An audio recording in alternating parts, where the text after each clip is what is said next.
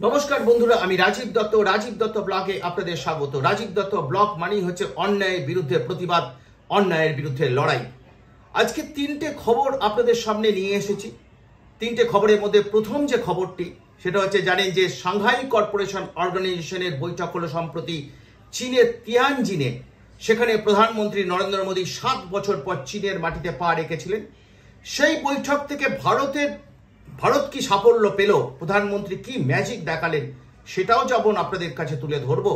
ঠিক একইভাবে কেন্দ্রীয় সরকার এর স্বরাষ্ট্র মন্ত্রক তারা সিদ্ধান্ত নিয়েছে যে নাগরিকত্ব আইন, যে আইন যেটা সংশোধনী আইন, যেটাকে অমুসলিম সম্প্রদায় অর্থাৎ পাকিস্তান, আফগানিস্তান এবং বাংলাদেশ থেকে যে সমস্ত অমুসলিম সম্প্রদায়ের মানুষ শরণার্থী হিসাবে ভারতবর্ষে আসছেন তাদের নাগরিকত্ব দেওয়া হচ্ছে, সেটা কিন্তু বাড়ানো হয়েছে, 10 বছর বাড়িয়ে দেওয়া হয়েছে। অর্থাৎ 2024 সালের 31শে ডিসেম্বর পর্যন্ত যারা ভারতে এসেছেন, যারা অমুসলিম শরণার্থী, তাদের নাগরিকত্ব দেওয়ার সিদ্ধান্ত নিয়েছে, ঐতিহাসিক সিদ্ধান্ত।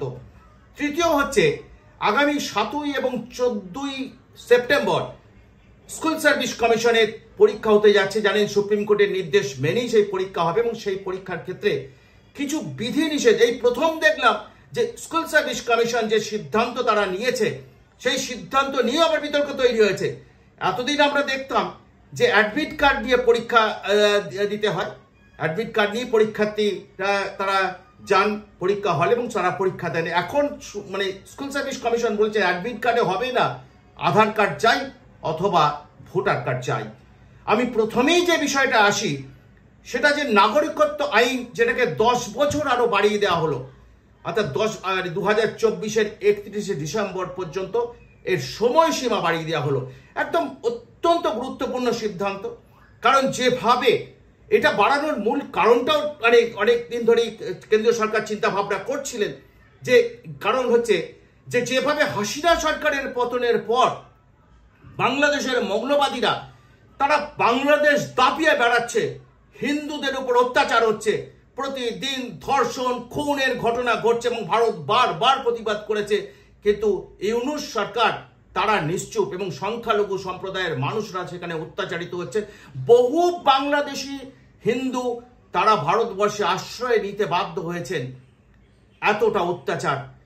এবং তাই ভারতবর্ষ জানেন যে মানবিক দেশ, মানবিকতার হাত বাড়িয়ে দেয় সব সময়, এবং সেই মানবিকতার কথা চিন্তা করেই কিন্তু 2024-এর 31শে ডিসেম্বর পর্যন্ত যে সমস্ত শরণার্থীরা ভারতবর্ষে এসেছেন তাদের নাগরিকত্ব দেওয়ার সিদ্ধান্ত নেওয়া হয়েছে। এবং সারা পৃথিবী কুর্নিশ করছে ভারতকে, ভারতের এই মানবিকতার জন্য। এবং তার সঙ্গে আরো একটি সিদ্ধান্ত কেন্দ্রীয় সরকার নিয়েছে, যে সিদ্ধান্তটা যে ডিটেনশন ক্যাম্প চালু করা। কারণ ইতিমধ্যেই কেন্দ্রীয় সরকারের সুপারিশ অনুযায়ী বিভিন্ন রাজ্য সরকারকে সুপারিশ করা হয়েছে যে বাংলাদেশিরা এবং রোহিঙ্গারা তারা ভারতবর্ষে ঢুকে তারা এখানে দাপিয়ে বেড়াচ্ছে, ভারতবর্ষের বিভিন্ন রাজ্যে তারা চলে গিয়েছে, সেখানে ভোটার হয়ে গিয়েছে এবং পশ্চিমবঙ্গের সংখ্যাটা অনেক বেশি। এবং সেই বাংলাদেশিদের এবং রোহিঙ্গাদের খুঁজে খুঁজে বার করে তাদের সংশ্লিষ্ট দেশে ফেরত পাঠানো হচ্ছে। এবং এই জন্য কি আইনও চালু হয়েছে, জানেন 2025 সালে ইমিগ্রেশন অ্যান্ড ফরেনার্স অ্যাক্ট 2025, সেই আইনে আছে যদি বেআইনিভাবে ভারতবর্ষে কেউ বাস করে তাদের কিন্তু তাদের চলে যেতে হবে, যদি না যান, লুকিয়ে যান, তাহলে কিন্তু তাদের শাস্তি হবে, 10 বছর পর্যন্ত ভারতবর্ষের জেলে থাকতে হবে। এবং সেই কারণেই কিন্তু ডিটেনশন ক্যাম্প চালু করার কথা বলা হয়েছে স্বরাষ্ট্র মন্ত্রকের তরফ থেকে, যে প্রত্যেকটা রাজ্যকে বলা হয়েছে যে ডিটেনশন ক্যাম্প চালু করতে হবে। কারণ যারা বাংলাদেশি আছেন, যারা রোহিঙ্গা আছেন, যারা এখানে লুকিয়ে রয়েছেন, যেতে চাইছেন না, তাদের কিন্তু এই ডিটেনশন ক্যাম্পে যেতে হবে। এবং যদি ভুলবশত সন্দেহবশত কেউ ধরা পড়ে, তাকে কিন্তু প্রমাণ করতে হবে যে তিনি বাংলাদেশি নন, তিনি ভারতীয়, না হলে ডিটেনশন ক্যাম্প। আমি জানি না দিদির রাজত্বে কি হবে, কারণ পশ্চিমবঙ্গটা আমাদের সবকিছু কিন্তু আলাদা। এখানে পশ্চিমবঙ্গ তার মানে যেটা দেখি, এখানে শাসকের আইন চলে, ভারতীয় সংবিধান চলে না, সেটা আপনারা বারবার দেখছেন। আমি জানি না এতে মুখ্যমন্ত্রী মমতা বন্দ্যোপাধ্যায় কিভাবে তিনি রিয়াক্ট করবেন, কারণ গত কিছুদিন ধরে দেখছেন যে এই বাংলাদেশিদের, রোহিঙ্গাদের যখন নিয়ে মানে তারা যে অনুপ্রবেশকারীদের নিয়ে ফেরত পাঠানো হচ্ছে, সেই সময় মুখ্যমন্ত্রী মমতা বন্দ্যোপাধ্যায় তিনি চিৎকার চেঁচামেচি করছেন, ত্রাহি ত্রাহি রব ফেলে দিয়েছেন যে বাংলা ভাষায় কথা বললে নাকি অত্যাচার করা হচ্ছে। একটা বিভ্রান্তকর রাজনীতি তৈরি করেছেন। আর তার মূল কারণটা হচ্ছে জানেন কেন? এই যে স্পেশাল ইন্টেন্সিভ রিভিশন অর্থাৎ ভোটার তালিকা সংশোধন, ভুতুড়ে ভোটার, বাংলাদেশি ভোটার এবং রোহিঙ্গা যারা এখানে প্রচুর আছে, কলকাতার যে আশেপাশেও দেখবেন প্রচুর রোহিঙ্গা আছে, তারাই ভোটার হয়ে গেছে, তারা ভোট দিচ্ছেন, তারা ভারতীয় নাগরিক নয়, তারা আমাদের এদেশে ভোট দিচ্ছেন। অর্থাৎ এদের যখন বিতাড়িত করার সিদ্ধান্ত হয়েছে, ভোটার তালিকা থেকে নাম বাদ দেওয়ার সিদ্ধান্ত নিয়েছে এবং ইতিমধ্যে বিহারে এই কাজ সম্পন্ন হয়েছে, তখন আমাদের দিদিমণি ত্রাহি ত্রাহি রব করে চিৎকার করছেন, কারণ এই সংখ্যাটা বিশাল এবং এটা ধরেই নিতে হবে এই ভোটটা কোন দিকে যায়। অর্থাৎ এটার দিকে নজর থাকবে। কেন্দ্রীয় সরকার অত্যন্ত সদর্থক একটা ভূমিকা নিয়েছেন, যে যেমন নাগরিকত্ব দেওয়ার সময়সীমাটা যেমন বাড়ানো হয়েছে, একইভাবে ডিটেনশন ক্যাম্প চালু করার নির্দেশ দেওয়া হয়েছে প্রত্যেকটা রাজ্যকে, যে ডিটেনশন ক্যাম্প চালু করতে হবে। যদিও পশ্চিমবঙ্গে এখনো পর্যন্ত বাংলাদেশিদের ধরপাকড়ের জন্য তাদের চিহ্নিত করার কাজ শুরু করেন, সারা ভারতবর্ষের সব রাজ্য করছে, পশ্চিমবঙ্গ করছে না। পশ্চিমবঙ্গ অন্যভাবে অন্য পথে চলছে এবং তারা এই নিয়ে ইতিমধ্যে চিৎকার চেঁচামেচি করছে। অর্থাৎ আশা করব যে ভারতের আভ্যন্তরীণ নিরাপত্তার ক্ষেত্রে বেআইনি অনুপ্রবেশকারীরা অত্যন্ত একটা বড় ভয়ঙ্কর একটা ক্ষতিকারক, ভয়ঙ্কর বিপজ্জনক। তাই এটা ভাবতে হবে সকলকে যে অনুপ্রবেশকারী যারা ঢুকেছে তাদের দেশ থেকে তাড়িয়ে দিতে হবে, তাদের এখানে কোনো জায়গা নেই। এটা স্বাভাবিক, সমস্ত রাজ্য সহযোগিতা করবে এবং আমার আশা যে পশ্চিমবঙ্গ কিন্তু আস্তে আস্তে বুঝতে পারবে, রাজ্য সরকার বুঝতে পারবে এবং তারা এই কাজে কেন্দ্রীয় সরকারকে সহযোগিতার হাত বাড়াবে। দ্বিতীয় যে বিষয়টা আসি, সেটা হচ্ছে যে স্কুল সার্ভিস কমিশন যে 26,000 চাকরি চলে গেছে প্রাতিষ্ঠানিক দুর্নীতির কারণে, 26,000 শিক্ষক, অশিক্ষক, কর্মচারী এবং তাদের চাকরি চলে গেছে। যে চাকরি প্রথম গিয়েছিল কলকাতা হাইকোর্টে, আবেদন করা হয়েছিল সুপ্রিম কোর্টে, রাজ্য সরকার আবেদন করেছে, সেখানেও কিন্তু রিভিউ পিটিশন সেটাও বাতিল করে দিয়েছে। মানে বুঝতেই পারছি যে কতটা দুর্নীতি হয়েছে এবং সেখানে বারবার সওয়াল জবাবে উঠে এসছে যে কিভাবে দুর্নীতি হয়েছে। যদিও দিদিভাই কিন্তু এসব নিয়ে মানবেন না, দিদিভাই মানতে চান না। দিদিভাই সবসময় বলছেন সব ওকে পরিকল্পিতভাবে করা হচ্ছে, মামলা করে আটকে দেওয়া হচ্ছে। দিদিভাই এই কথা ভুলে যাচ্ছেন এবং দিদিভাই যেটা এখন তার বলার জায়গা নেই, কারণ 1000 যদিও যে তালিকাটা বেরিয়েছে যে অযোগ্য ঘুষ দিয়ে চাকরি, কারণ ঘুষ দিয়ে যারা এখানে যে তালিকাটা বেরিয়েছে 1804 জনের, সেখানে সুপারিশের ভিত্তিতে চাকরি হয়েছে। অনেক তৃণমূল নেতা নেত্রী আছে, তাদের বাড়ি আত্মীয়রা আছে, আর কিছু আছে চাকরি টাকা দিয়ে চাকরি হয়েছে। অর্থাৎ সেটা কিন্তু দিদিভাই অস্বীকার করতে পারবেন না যে তার সরকার কতটা দুর্নীতির সঙ্গে যুক্ত, কারণ এই তালিকা আর কেউ প্রকাশ করেনি, বিরোধীরা প্রকাশ করেনি, এই তালিকা প্রকাশ করেছে দিদিভাই নিজেই, তারই স্কুল সার্ভিস কমিশন। এবং সেই কারণেই কিন্তু সুপ্রিম কোর্ট নির্দেশও দিয়েছে যে স্কুল সার্ভিস কমিশনকে পরীক্ষা নিতে হবে যারা যোগ্য বলে বিবেচিত। আমরা এটা ঠিক যে তাহলে কি এই যারা পরীক্ষায় বসবে 26,000-এর মধ্যে 1,804 জনকে বাদ দিলে বাকি সবাই যোগ্য? না, এটা ধরে নিতে পারবো না, কারণ যোগ্যদের তালিকা প্রকাশ করা হয়নি এবং এখানেও কিন্তু একটা লুকোচুরি খেলা চলছে। এটা আপনারা দেখছেন, এই নিয়ে বিতর্ক চলছে। এরই মধ্যে যে বিতর্কটা আবার শুরু হয়েছে যে এই সরকার কি চায় না যে সুষ্ঠুভাবে ছাত্রছাত্রী যারা পরীক্ষা দেবে, পরীক্ষার্থীরা চাকরি পাক, তারা এই রাজ্যের চাকরি সরকার চায় না। এবং সেটা আবার প্রমাণিত হচ্ছে যে এতদিন ধরে আমরা দেখে এসেছি যে স্কুল যে কোনো পরীক্ষায়, আপনি বলুন মাধ্যমিক বলুন, উচ্চ মাধ্যমিক বলুন, গ্র্যাজুয়েশন বলুন, পোস্ট গ্র্যাজুয়েট বলুন, যে কোনো পরীক্ষায় অ্যাডমিট কার্ড নিয়ে আপনি পরীক্ষা দিতে যান এবং অ্যাডমিট কার্ডে আপনার ছবি থাকবে, সই থাকবে। শুনলে আশ্চর্য হবে যে স্কুল সার্ভিস কমিশন যে বিজ্ঞপ্তি জারি করেছে, সেই বিজ্ঞপ্তি জারিটাই সেটাই বোঝা যাচ্ছে ডাল মে কুচ কালা হ্যায়, আবার সমস্যা তৈরি করব ভাই, চিন্তা করো না, তোমরা আবার হাইকোর্টে ছুটবে, সমস্যা তোমাদের মিটবে না। এইটা আবার কিন্তু তৈরি করে রেখে দিয়েছে। কেন বলছি? তারা বলেছে যে অ্যাডমিট কার্ড থাকলে পরীক্ষায় বসতে পারবেন না প্রার্থীরা। কি করতে হবে? আধার কার্ড নিয়ে যেতে হবে অথবা ভোটার কার্ড। ভোটার কার্ডের ছবি, সেই ছবিটা আপনি আপনার নিজেকে চিনতে পারেন না। ভোটার কার্ডে দেখবেন ছবিগুলো মিলিয়ে দেখবেন, নিজেকে চিনতে পারবেন না। আর ভোটার কার্ডটা তো হয়েছে অনেক আগে, আধার কার্ডও তাই। এমন ছবি সেই ছবি দেখলেও বোঝা যায় যে নিজেও বুঝতে হয় যে এটা আমি, সত্যিই তো আমি। অর্থাৎ সেই কার্ড, এখন তারপরে বয়স বেড়েছে, চেহারা বেড়েছে, অর্থাৎ যে পুরো স্ট্রাকচারটা বেড়ে গেছে, অর্থাৎ মুখের আদলটাও চেঞ্জ হয়ে গিয়েছে। আমার যে মুখের আদল কি এখন এরকম ছিল না, চেঞ্জ হয়েছে। তো সেরকম একটা অবস্থায় দাঁড়িয়ে যদি ওই আধার কার্ড এবং ভোটার কার্ড দিয়ে প্রার্থী ক্যান্ডিডেট ঢোকানো হয়, তাহলে তো সেখানে মিসপ্লেস হওয়ার সম্ভাবনা থাকছে। অর্থাৎ জেনুইন ক্যান্ডিডেটদের পরিবর্তে অন্য ক্যান্ডিডেটদের পরীক্ষা দেবে না, তার নিশ্চয়তা কোথায়? স্কুল সার্ভিস কমিশন আবার কি যুক্তি দিচ্ছে শুনুন, মানে হাস্যকর যুক্তি। এরা পরীক্ষা নিতে চায় না, পরীক্ষাটা জোর করে নিতে বাধ্য করা হচ্ছে, এটা বুঝতে পারছে। কি যুক্তি দিচ্ছে? তারা বলছে যে কেনই তারা চালু করেছে, যে যখন অনলাইনে ফর্ম ফিল আপ করা হয়েছে, অনেকে নাকি তারা ছবি এবং সিগনেচার করেন, তাহলে কেন এটা হয়নি? স্কুল সার্ভিস কমিশন কেন যে পোর্টালটা শুরু করেছে, সমস্ত কিছু ডকুমেন্টস দেওয়ার পরে তো সেটা রিসিভ হবে, নাহলে সে অনলাইনটা কাজ করবে না, সিস্টেমটা কাজ করবে না। আপনি যে কোনো একটা সিস্টেমে দেখবেন অ্যাপ্লিকেশন করতে গেলে সমস্ত কিছু মানে ইমেল, আপনার মোবাইল নাম্বার সব কিছু ঠিকঠাক থাকলেই তবে সেটা রিসিভ হয়, সেটা হচ্ছে সেন্ড করা যায়। তাহলে এটা কেন করা হয়নি? তার মানে ডাল মে কুচ কালা হ্যায় ভাই, আমি সমস্যা মেটাবো না, কারণ এটা যে অন্য একজনের হয়ে আরেকজন পরীক্ষা দেবে না তার নিশ্চয়তা কোথায়? অর্থাৎ এটা নিয়ে কিন্তু আবার বিতর্ক তৈরি হয়েছে। তাই এটা থেকে পরিষ্কার যে স্কুল সার্ভিস কমিশন এবং রাজ্য সরকার তারা সমস্যা মেটাতে চায় না, এটা কিন্তু আবার পরিষ্কার হয়ে যাচ্ছে যে ধরনের বিজ্ঞপ্তি জারি করা হয়েছে। তাকে নজর থাকবে আমাদের সেই দিকে, যে এই দুটো পরীক্ষা হবে 7ই সেপ্টেম্বর এবং 14ই সেপ্টেম্বর যে পরীক্ষা হবে, সেদিকে নজর থাকবে আমাদের কি হয়। এবং পরবর্তী ক্ষেত্রে এটা একটা অত্যন্ত গুরুত্বপূর্ণ বিষয়। 26,000 ছেলে মেয়ে চাকরি চলে যাওয়ার পরে যারা যোগ্য প্রার্থী তারা রাস্তায় ঘুরছেন, চাকরির জন্য ঘুরছেন। অর্থাৎ এটা অত্যন্ত, তাই সেরকম একটা পরিস্থিতি বিবেচনা করে যে সরকারের উচিত ছিল যে সমস্যাটাকে অন্তর করে নির্মূল করা, সরকার সেটা করলো না, স্কুল সার্ভিস কমিশন করলো না, এবং তারপরেই কিন্তু বিতর্ক তৈরি হয়েছে।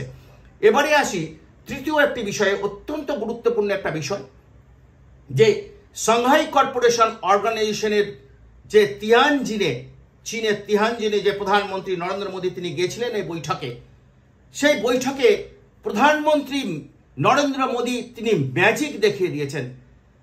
একটা জিনিস বুঝেছেন তিনি, যে যদি নিজেকে ভালো রাখতে হয় তাহলে প্রতিবেশীদের সঙ্গে ভালো করে যোগাযোগ রাখতে হবে। এটা স্বাভাবিক, আপনারা সবাই জানেন যে আপনি যে বাড়িতে থাকেন আশেপাশের প্রতিবেশীরা যদি আপনার বন্ধু হয়ে যায়, আপনাকে পায় কে? আপনি মানে সেরা, আপনাকে সবাই সমর্থন করে, পরিবেশটা ভালো থাকে। এরকম একটা জায়গায় দাঁড়িয়ে যে চীন এতদিন ধরে ভারতের বিরোধিতা করেছে, সেই চীনের প্রেসিডেন্ট শি জিনপিং তিনি প্রধানমন্ত্রীর সঙ্গে সাক্ষাৎ 1-to-1 বৈঠক করছেন এবং প্রধানমন্ত্রীকে বলেছেন ভারতের সঙ্গে সম্পর্ক আমাদের অত্যন্ত গুরুত্বপূর্ণ, আমরা ভারতের সঙ্গে সম্পর্ক গড়ে আরো নিবিড় করতে চাই। রাশিয়ার প্রেসিডেন্ট ভ্লাদিমির পুতিন, এবং দেখেছেন একটা ছবি ভাইরাল হয়েছে, যে ছবিতে দেখা যাচ্ছে দাঁড়িয়ে আছে পুতিন, তারপরে চীনের প্রেসিডেন্ট এবং প্রধানমন্ত্রী তারা হাসছেন, এবং সেই ছবি দেখে বেটা ডোনাল্ড ট্রাম্প আমেরিকার প্রেসিডেন্ট তার তো হয়ে গেছে, কারণ সে কয়েকদিন আগেই ভারতের বিরুদ্ধে কিছু রেস্ট্রিকশন জারি করেছে। কি রেস্ট্রিকশন? না, ভারতীয় পণ্যের উপর 50% শুল্ক চাপিয়ে দিয়েছে এই আমেরিকা। যে দেখুন, ডোনাল্ড ট্রাম্প কারো বন্ধু হতে পারে না। ডোনাল্ড ট্রাম্প হচ্ছে যার একটাই উদ্দেশ্য, পৃথিবীতে আমি দাদা। ইরানকে যেমন করছিল, ইরান হুমকি দিয়েছে, অনেকটা সমঝেছে। ইরানকে বলেছিল না যে দখল করবো, ইরানও বলেছে তোমাকে গুড়িয়ে দেবো। অর্থাৎ ওরা ভাবছে যে সারা পৃথিবীটা আমাদের নিয়ন্ত্রণে চলবে।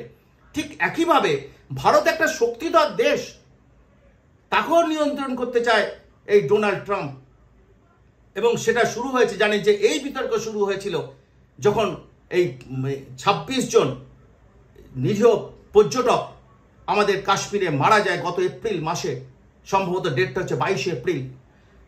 হিন্দু বলে গুলি করে মারা হয়েছিল, পাকিস্তানি জঙ্গিরা গুলি করে মেরেছে। এবং তারপরে সিচুয়েশন জানেন যে ভারতীয় সেনা তারা অভিযান শুরু করেছিল, পাকিস্তানে ঢুকে গুড়িয়ে দিয়ে এসেছিল যত জঙ্গিদের শিবিরগুলো, এবং পাকিস্তান ভয়ে গুটিয়ে গিয়েছিল।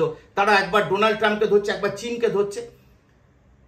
শেষমেশ তারা শান্তি চায়, যে আমরা ভারতের সঙ্গে শান্তি স্থাপনে আগ্রহী, এবং দুদেশের ডাইরেক্টর অপারেশনের মধ্যে কথা হয় এবং শান্তি ভারত তাদের অভিযান বন্ধ রাখে। তো এইরকম একটা অবস্থায় যখন চলছে, তখন হঠাৎ করে ডোনাল্ড ট্রাম্প, তিনি দাদা হয়ে গিয়েছেন, তিনি টুইট করে লিখলেন যে আমার মধ্যস্থতায় এই দু দেশের সংঘর্ষ থামিয়ে দিলাম। দু দেশের প্রধানমন্ত্রী ভারত বলল না, এসব না। ওরা মাথা নত করেছে, ওরা বলেছে যে আমরা সংঘর্ষ চাই না। ডাইরেক্টর অপারেশন পাকিস্তানের, তিনি ফোন করেছিলেন আমাদের ডাইরেক্টর অপারেশনকে, মিলিটারি অপারেশনসকে, এবং তার ফলে এই সংঘর্ষটা থেমেছে। এবং সেই নিয়ে জানেন, এই যে ডোনাল্ড ট্রাম্প যে পোস্টটা করেছে ভারত, তারপরে আমাদের দেশের বিরোধী দলগুলো তারা হই হই করে ঝাঁপিয়ে পড়লেন, কি না মোদি স্যারেন্ডার করে ফেলেছে ডোনাল্ড ট্রাম্পের কাছে। এখন তারা বুঝতে পারছেন মোদি স্যারেন্ডার করেননি, এবং মোদি তার নিজের দেশকে যেভাবে এগিয়ে নিয়ে যাচ্ছেন, এবং তাতে অত্যন্ত একটা দেশকে শক্তিশালী দেশ হিসাবে গড়ে তোলার চেষ্টা করছেন।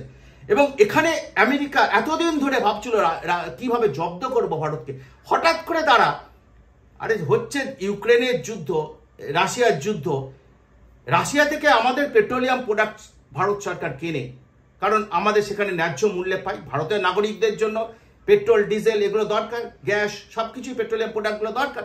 আমরা ওখানে পাচ্ছে, আমার সরকার ওখানে পাচ্ছে, কিনতে অসুবিধে কি?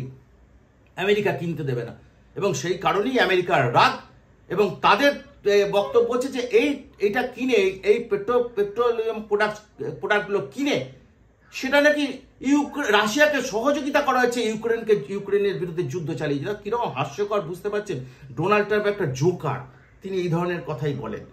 তাই এই অবস্থায় দাঁড়িয়ে ভারতের সঙ্গে আমেরিকার যে একটা দূরত্ব তৈরি হয়েছিল, সেই দূরত্বটা কিন্তু আজ ডোনাল্ড ট্রাম্প বুঝতে পেরেছে গত সাংহাই কর্পোরেশনে যে তিনটে শক্তিধর রাষ্ট্র ভারত, চীন এবং রাশিয়া তারা এক হয়েছে। কারণ চীনও বুঝেছে বেইমান বেইমান বেইমান বেইমান পাকিস্তান বেইমান, তাদের ইকোনমিক করিডোর চীন তৈরি করে দিচ্ছে, তাদের সঙ্গে ব্যবসা বাণিজ্য চীন তৈরি করে দিচ্ছে। এবং এমনকি অপারেশন সিঁদুরের সময় যে সমস্ত অস্ত্র চীন তো পাকিস্তানকে অস্ত্র দেয়, এবং সেগুলো কিন্তু এই চীন থেকেই নিয়ে যাওয়া হয়েছে। এবং চীন এতদিনে বুঝেছে যে পাকিস্তান আমাদের বন্ধু না, কারণ পাকিস্তান ইতিমধ্যেই আমেরিকা ডোনাল্ড ট্রাম্পের পাশে তাদের সঙ্গে হাত মিলিয়ে ফেলেছে। এবং যার জন্য ডোনাল্ড ট্রাম্পের পাশে বসে পাকিস্তানের সেনাপ্রধান আসিম মুনির বলতে পারেন যে ভারতকে হুমকি দিতে সাহস করেন যে ভারত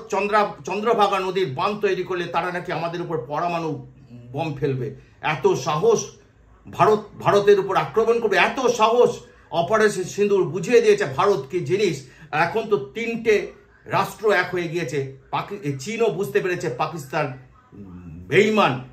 অর্থাৎ এখন পাকিস্তান, চীন এবং ভারত, রাশিয়া তিনটে কিন্তু এক হয়ে গেছে। এটাই মোদির সাফল্য। অর্থাৎ এই সাংহাই কর্পোরেশন যেটা কয়েকদিন আগে হলো, এবং পাকিস্তানে এতটা ভয় পেয়ে গিয়েছে, এখনো পাকিস্তানের প্রধানমন্ত্রী মোদি রবিবার চলে এসছেন, এখনো তিনি ওখানে রয়ে গিয়েছেন। এবং আজকে যে খুব গুরুত্বপূর্ণ খবর, আপনারা জানেন, অনেকেই দেখেছেন হয়তো খবরের কাগজে, যে পাকিস্তানের প্রধানমন্ত্রী শাহবাজ শরীফ এবং সেনাপ্রধান আসিম মুনির, তিনি এখনো পাকিস্তানে ছিলেন, তিনি চীনে ছিলেন। সেখানে আজকে চীনের যে বিজয় দিবস, অর্থাৎ দ্বিতীয় বিশ্বযুদ্ধের যে জাপানিকে হারিয়ে তারা জয়লাভ করেছে, যে 80তম বর্ষপূর্তি উপলক্ষে আজকে বিশেষ প্যারেডের আয়োজন করেছিল চীন সরকার। এবং সেই প্যারেডে 26টি রাষ্ট্রের নেতৃত্বরা ছিলেন, তার মধ্যে চীনের প্রধানমন্ত্রী এবং সেনাপ্রধানও সেখানে ছিলেন।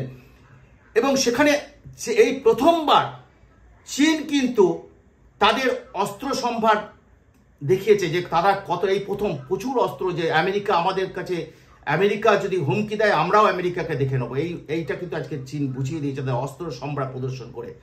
এবং যখন এইটা ঘটছে ঠিক তার কিছু আগেই ডোনাল্ড ট্রাম্প মার্কিন প্রেসিডেন্ট, যিনি সারা ভারত তিনি পৃথিবীতে দাদাগিরি করতে চান, তিনি আবার বলেছেন যে ভারত আমাদের বন্ধু আছে, বন্ধু থাকবে। আর তারিফের ব্যাপারটা অর্থাৎ আমদানি শুল্কটা, সেটা তো ওরা আমাদের মাল যেগুলো আমাদের এখান থেকে যায় তার উপর আমদানি কর বসিয়েছে এবং যার জন্য আমরা বসাতে বাধ্য হয়েছে। অনেকটাই নরম সুর, অর্থাৎ বুঝতে পেরেছে আমেরিকা যে দাদাগিরি নেই চলেগা। হ্যাঁ, এই হচ্ছে শক্তিশালী ভারত। মোদি ম্যাজিক, মোদি বুঝিয়ে দিয়েছে যে তারা কোনো হুমকিতে ভয় পায় না। এখন তো প্রতিবেশী দেশ চীন, রাশিয়া, চীন আমাদের দিকে বন্ধুত্বর হাত বাড়িয়েছিল, যেটা আমি অনেক কিছু বাংলাদেশ নিয়ে বলতে পারতাম, সেগুলো আমি টানছি না। তবে চীন হাত বাড়িয়েছে, রাশিয়া আমাদের বন্ধু দেশ এবং ভারত, অর্থাৎ এই মহাদেশে তিনটে দেশ যদি এক হয়ে যায় তাহলে কিন্তু বিপদ অনেকেরই। এটা কিন্তু যেন ডোনাল্ড ট্রাম্প সেই বার্তা পেয়েছে। এবং শেষ করার আগে শুধু এটাই বলবো যে শক্তিশালী ভারত গড়তে যেমন মোদি তার কূটনৈতিক সম্পর্কগুলো বাড়াচ্ছেন, কিন্তু একটা দেশের অভ্যন্তরেও কিছু তাকে কাজ করতে হবে শক্তিশালী ভারতবর্ষ করতে গেলে। কারণ জানেন, যদি আলুর মধ্যে একটা পচা আলু থাকে না, সব আলুগুলো পচে যাবে। দেখবেন যে এই পশ্চিমবঙ্গের কথা বলছি, এই রাজ্যটা দুর্নীতি, কত রকম আইন শৃঙ্খলার অবনতি, এখানে সংবিধান না মানা এই বর্তমান শাসক এই সমস্ত কাজ করছে। অর্থাৎ একটা সংবিধান, দেশের সংবিধানের বদলে শাসকের সংবিধান যেন এখানে কাজ করছে। এবং প্রতিটা ক্ষেত্রে ফেডারেল স্ট্রাকচার বলে দিদি ভাই প্রত্যেকটা স্টেজে উঠে চিৎকার করেন, আর দিদি ভাই এটা করেন যে ফেডারেল স্ট্রাকচারকে মানে অসম্মানিত করেন দিদি ভাই। তাই উচিত, মোদিরা উচিত যে বাইরে যেমন বন্ধুত্ব করে দেশকে শক্তিশালী করা, তাদের সঙ্গে সম্পর্ক বাড়িয়ে দেশকে শক্তিশালী করা, তাই এই রাজ্যের ক্ষেত্রে এই যে রাজ্যের যে অবস্থা, সাধারণ মানুষ অস্বস্তিতে, তারা দুর্নীতিতে জেরবার এখানকার মানুষ। মোদি নিজে বারবার এখানে মিটিংয়ে এসে বলেছেন, কয়েকদিন আগেই তিনি দমদমে এসেছিলেন এবং মেট্রো রেল উদ্বোধন করতে, সেখানেও তিনি দুর্নীতিতে সরব হয়েছিলেন। তাই উচিত যে পশ্চিমবঙ্গকে টাইট দেওয়া, যাতে একটা শক্তিশালী ভারতবর্ষ করা যায়। আভ্যন্তরীণ যে সমস্যাগুলো আছে সমস্যাগুলোকে মেটাতে হবে এবং তার মধ্যে অবশ্যই পশ্চিমবঙ্গের যে প্রশাসনিক অবস্থা সেটাকে কেন্দ্রীয় সরকারের হস্তক্ষেপ করুক এবং যে সমস্ত দুর্নীতি, যে সমস্ত অবস্থাগুলো তৈরি হয়েছে সমস্যাগুলোকে মেটানোর জন্য যা মানে কড়া ব্যবস্থা নেওয়া দরকার সেগুলো নেই। কারণ দীর্ঘদিন ধরে চলছে, মানুষও অধৈর্য হয়ে গেছে যে কতদিন এভাবে চলতে পারে, এত ইডি সিবিআই চলছে, তারা কিছু করছে না। তাই এই বিষয়ে কেন্দ্রীয় সরকার উদ্যোগী হোক, এই আশা করব, এই আবেদন করব কেন্দ্রীয় সরকারের কাছে। আপাতত এইটুকুই। সকলে ভালো থাকবেন, ধন্যবাদ।